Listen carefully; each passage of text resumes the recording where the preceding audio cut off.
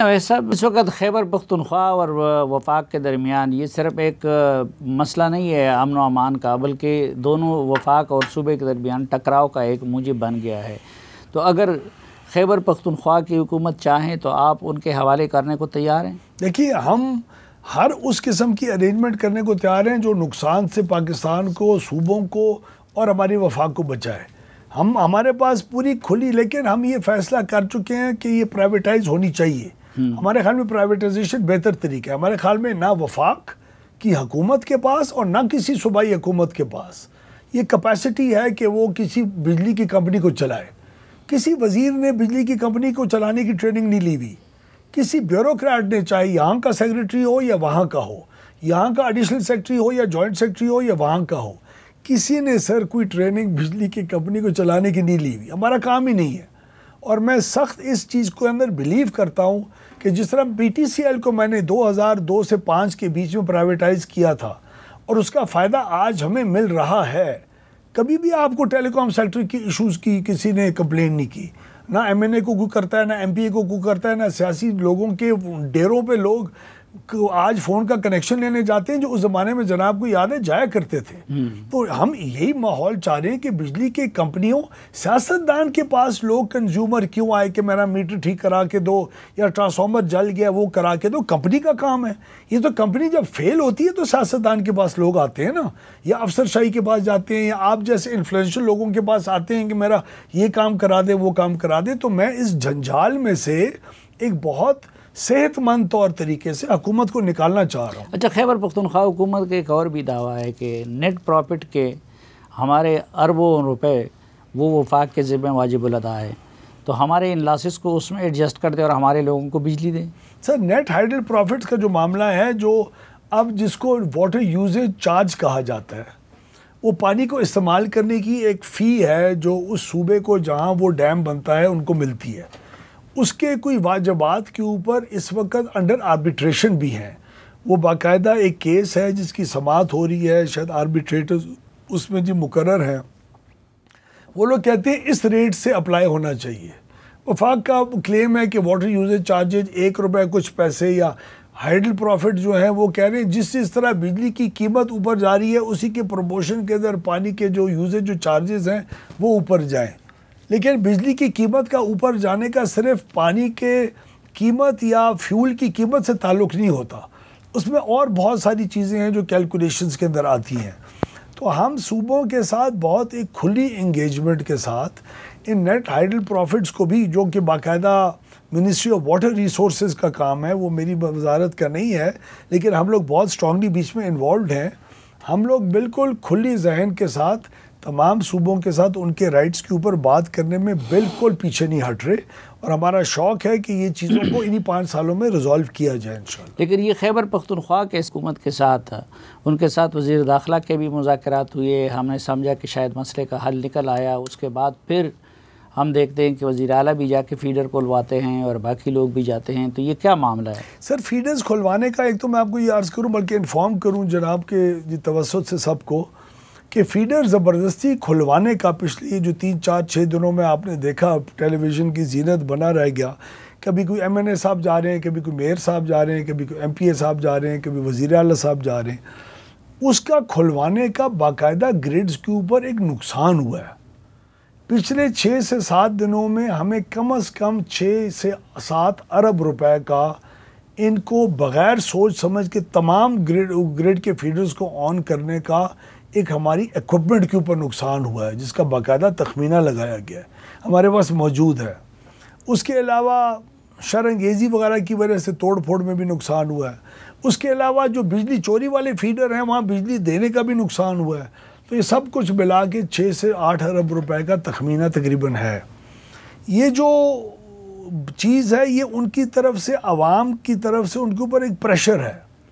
ईद के दिन थे, गोश्त लोगों ने संभालना था, किसी गरीब ने डी फ्रीज़ ली होगी गोश्त संभालने के लिए। ईद में बंदा रेस्ट करने जाता है। जो शहरों में लोग रहने वाले होते हैं आराम के अंदर, जो बिजली चोरी के इलाकों में नहीं ज़्यादा रह रहे होते, जब वो घरों में वापस जाते हैं और उनकी आवाज़ ज़्यादा बुलंद होती है पूरी पॉलिटिकल सोसाइटी के अंदर, वो जाके शोर मचाते हैं।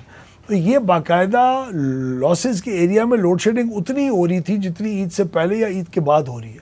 महसूस करने वाले रूरल एरियाज़ के अंदर ज़्यादा एकदम हो गए, जिनकी आवाज़ भी ज़्यादा सुनाई देती है। तो उसकी वजह से ये एक रिएक्शन और प्रेशर पॉलिटिकल जो रिप्रेजेंटेटिव्स थे उनके ऊपर आया। लेकिन समझने की बात है, जो हम बार बार उनको एक्सप्लेन करें, हमारे भाई हैं, कोई हमारा उनके साथ झगड़ा नहीं है, रास्ता सिर्फ एक ही है, उनको और हमें मिल के, जिस तरह मैंने अपने कबायली इलाके में मामला मिल के लोगों की हेल्प के साथ रिजॉल्व किया है, और ये 10 दिनों का काम है।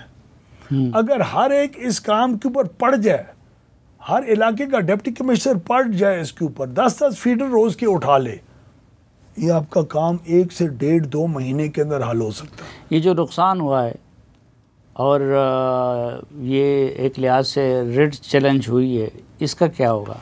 इसका से पूछा जाएगा। इसका पाकिस्तान के ऊपर एक बुरा, एक वो नेगेटिव असर ज़रूर पड़ेगा। कल को लोग अगर डिप्टी कमिश्नर के काम से खुश नहीं हैं, वो समझते हैं कि डिप्टी कमिश्नर के ज़रिए बंदूक उसकी कान पट्टी पे रख के और तहसीलदार से दस्तखत करवाए जा सकते हैं, तो लोग करेंगे। ये तो एक ट्रेंड शुरू होगा ना। ये ट्रेंड हमारी हुकूमत की गवर्नेंस और मुल्क की गवर्नेंस के अंदर ये ट्रेंड शुरू होना, ये सबसे ख़तरनाक चीज़ है। 6-8 अरब रुपए का नुकसान है तो बहुत, लेकिन वही बेचारा कंज्यूमर पे आ रहा होगा, उसके रिपेयर के पैसे उसी के टैरिफ पे जा रहे होंगे कल, उसको तो बेचारा बर्दाश्त कर जाएगा किसी ना किसी तरह, आज जिस तरह पेट के ऊपर पत्थर बांध के बर्दाश्त कर रहा है। लेकिन इसका जो रेट ऑफ द गवर्नमेंट और मुल्क के अंदर एक धौंस चला के काम करवाने के साथ जो एक रिलेशनशिप बनती है, वो सबसे एक अनहेल्दी चीज़ है।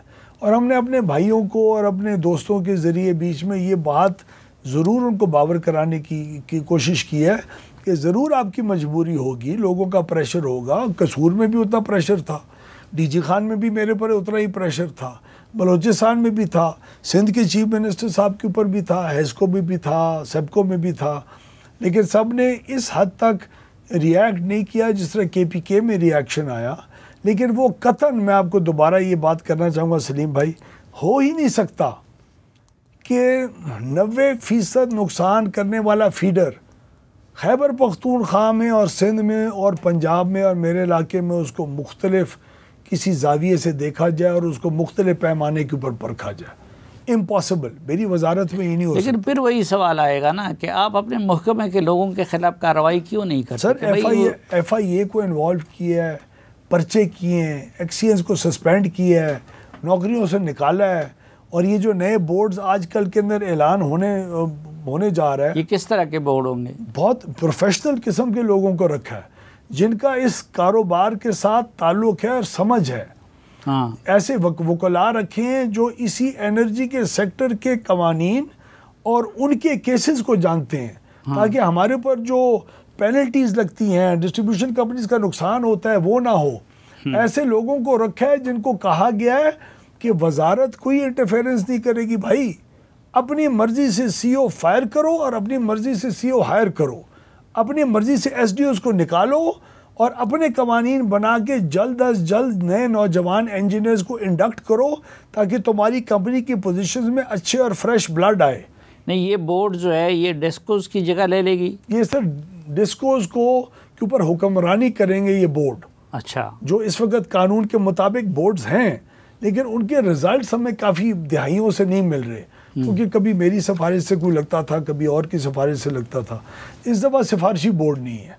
इस दफ़ा उन्हीं को लेके आने की कोशिश कर रहे हैं जिनको इस कारोबार का इल्म है, और उन्हीं को कह रहे हैं कि हमें 6 महीने में कस्टमर की इज्जत करना सिखाओ। सबसे पहले अपने अफसरों को, तुम्हारा कस्टमर है। आज कंप्लेंट सेंटर हमारा एक नंबर है बाकायदा, हमारे इसका 118 उसका नंबर है, हमारे कंप्लेंट्स का नंबर है। मुझे भी नहीं पता, वजीर 118 के ऊपर फ़ोन करता है तो शायद मुश्किल से कोई फ़ोन उठाता हो। उस कंप्लेंट सिस्टम को आज आप किसी और को 11-22 को फ़ोन करें, 2 मिनट में इमरजेंसी की गाड़ी आ जाएगी आपके पास। दुनिया कहाँ से कहाँ पहुँच गई है। आप मोटरवे के कंप्लेंट सेंटर को फ़ोन करें, 2 मिनट में उठाएगा। हमारा एक्सीएन कस्टमर को कस्टमर नहीं समझता, वो समझता है मैं इसके ऊपर एहसान कर रहा हूँ। वो लाइनमैन मेरा अब्बा बना होता है हर वक्त, क्या मेरी मर्जी होगी तो मुझे कुक्कड़ खिलाएगा, तो मुझे कोई बख्शीश देगा तो मैं तेरे पास आऊँगा, तेरा ट्रांसफार्मर को ठीक करूँगा। लेकिन वैसा बुराई शुरू कहाँ से होती है? बड़ी बड़ी शख्सियात को और वापडा हुकाम को कई सौ कई हज़ार यूनिट माफ़ है, तो इसलिए वो सिलसिला आगे तक चला जाता है। तो ये क्यों कुछ लोगों को यूनिट माफ़ कर दिया? मुझे जो बताया गया है, मैं आपको दोबारा भी रिकन्फर्म करके आपको इन्फॉर्मेशन भेज दूंगा। मुझे जो बताया गया, अब उनके यूनिट्स को पैसों में कन्वर्ट करके उनकी तनख्वाह का हिस्सा है, तो अब वो अनलिमिटेड यूनिट्स वाला कुछ सीन नहीं है इस वक्त। होना भी नहीं चाहिए। हर चीज़ को मोनेटाइज होना चाहिए, पैसों की शक्ल में आके उनको दे दें, लेकिन फ्री यूनिट्स तो ना करके दें ना। तो ये चीज़ें हैं जिसके अंदर बेसिक हमें चेंजेस लाने की ज़रूरत है। कई जगहों पे आ गए हैं, लेकिन बहुत बेहतरी आने की ज़रूरत है। मेरे ख़्याल में अगर एक सीरियस एफर्ट की जाए तो आपका ये तमाम जो डिस्ट्रीब्यूशन कंपनीज़ का जो सेक्टर है, जो आपके साथ और मेरे साथ आम आवाम के साथ इंटरेक्ट करती हैं, ये अगले 1-2 साल में लोगों को बहुत फ़र्क महसूस होना चाहिए इंशाल्लाह।